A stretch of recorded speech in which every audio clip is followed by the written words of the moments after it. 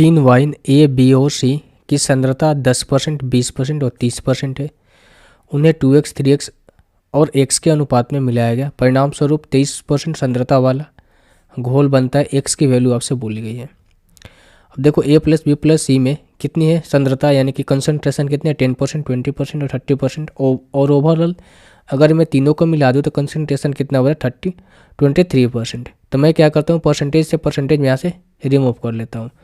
पहले वाले में कितना है 2:3:2:3:x के रेशियो में, यानी कि पहले वाले में 10%, 2 का 10% हम करेंगे। 2 का 10% कितना हो जाएगा आपका, यहाँ से 20 में लिख देता हूँ। यहाँ पर कितना था 20 का 30%, यानी कि 20 गुना 30 करेंगे कितना हो जाएगा 60। देखो परसेंटेज कट जाएगा, यहाँ पर भी परसेंट है, यहाँ पर भी परसेंट है और ओवरऑल भी यहाँ पर भी परसेंटेज है, तो अंत में वो कटना ही है, तो लिखने की कोई तुक बनता नहीं है।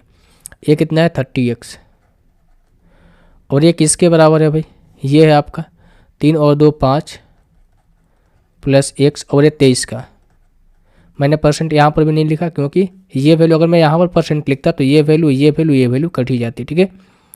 यही ना लिखता मैं 2 का 10/100 लिखता, ठीक है। देखो बटे में 100 यहाँ पर भी लिखता है, यहाँ पर भी बटे में 100, यहाँ पर भी बटे में 100, यहाँ पर भी बटे में 100, और इसे ये सारे के सारे कट जाते, इसीलिए मैंने यहाँ पर नहीं लिखा।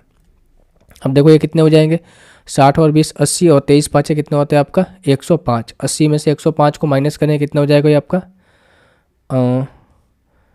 ये कितना 5 3 15 और 5 दूनी 10 115 हो गया ना।